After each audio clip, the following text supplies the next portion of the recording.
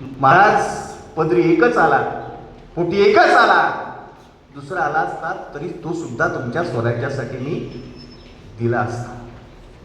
दुःख त्याचं नाही तो गेला. जसं की आपण पाठीमागं परत याला टच म्हणून भगतसिंगाकडे जातोय, याला टच म्हणून म्हणजे सुभाषचंद्र बोस यांच्याकडे जातोय. भगतसिंग यांच्याकडे जात असताना त्यांनी म्हटलंय, जिस चोले को पहन शिवाजी खेले अपनी जान पर, वो रंग दे बसंती चोला. सांगायचा मुद्दा हे तिथून येतं. आज जिथं अन्याय असेल, जिथं अत्याचार असेल, जिथं काहीतरी सत्य व्हायचं असेल, तर छत्रपती शिवाजी महाराजांच्या शिवाय पर्याय नाही. महात्मा फुलेंनी सुद्धा ओळखलं होतं. म्हणून पहिली शिवजयंती आणि तिथून स्वराज्याची एक प्रेरणा आणि मग ब्रिटिशांच्या विरोधात लढण्याचं सामर्थ्य हे आपल्याला इथून मिळू शकतं. ही प्रेरणा स्थान आहे हे ओळखण्याचं काम त्यांनी केलं. म्हटलं जातं की हिटलर सोबत ज्यावेळेस सुभाषचंद्र बोस यांची भेट झाली, अहो प्रेरणास्थान ही तुमच्याकडे आहेत. गनिमी कावा जगाला तुम्ही दिला आणि तुम्ही मला भेटावं. छत्रपती शिवाजी महाराजांचं जे स्वराज्य आहे, काबूल कंदार कर्नाटक, राष्ट्रीय पुरुष आहेत. बंदिस्त करण्याचं काम आम्ही तुकड्या विचाराच्या माध्यमातून करत आलो. कुठंतरी आता सावरणं गरजेचं आहे. एक कवी म्हणून जातो की एका चौथऱ्यावर संध्याकाळच्या वेळी चार पुतळे एकत्र आले आणि टिपा आसव गाळायला लागले आणि बोलायला लागले. महात्मा फुले म्हटले, मी आता फक्त माळ्यांचा उरलो, मला दुसरं कोणी विचारत नाही. डॉक्टर बाबासाहेब आंबेडकर म्हटले, मी आता फक्त नवबुद्धांचा झालो, मला दुसरं कोणी आता विचारायला तयार नाही. टिळक शेजारी होते, तेही आले आणि मी म्हटले फक्त आता चित्पावून ब्राह्मणांचाच उरलो की काय असं वाटायला लागलं. प्रत्येक जण आपली व्यथा सांगत होता. तितक्यात गांधीजी काठी टेकवत समोर आले आणि म्हणायला लागले, बाबांनो तुमच्या मागे जात आणि जमात तरी आहे, पण आजही माझ्या मागे कोर्ट आणि कचेरीच्या फक्त भिंती आहेत.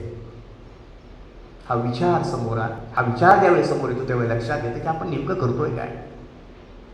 ज्याचं जे चांगलं ते घ्यावं आणि ते आपल्या आयुष्यामध्ये जपावं, यालाच व्यक्तिमत्व विकास म्हणतो आपण.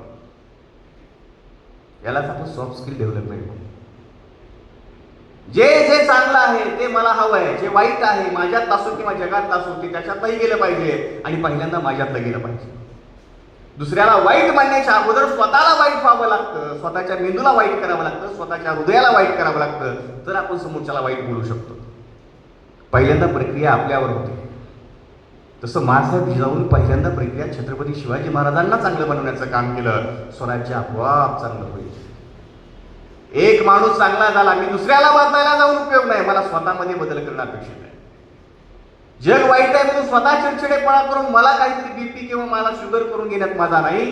मला स्वतःला शांत राहून या सगळ्यांचा सामना कसा करता येईल याच्यावर कुठंतरी उपाययोजना करणं मला गरजेचं वाटतं. अगदी ते ओळखण्याचं काम स्वराज्यामध्ये छत्रपती शिवाजी महाराजांच्या आऊसाहेबांनी केलं आणि म्हणून हे सगळं पूर्णत्वाला गेलं. म्हणून हे सगळं पूर्णत्वाला आपण घालवू शकलो.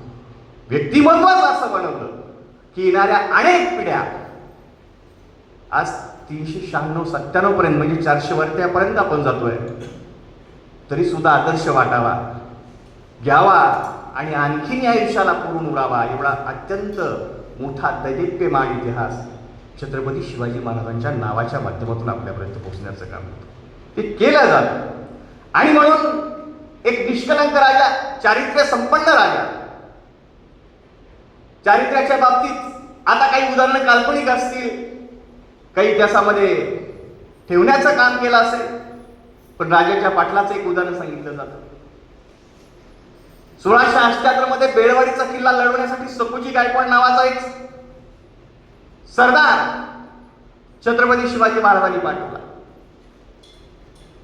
आणि मग सावित्रीबाई देसाई नावाची महिला त्या ठिकाणी प्रतिकार करत होती. अनेक पद्धतीने तो किल्ला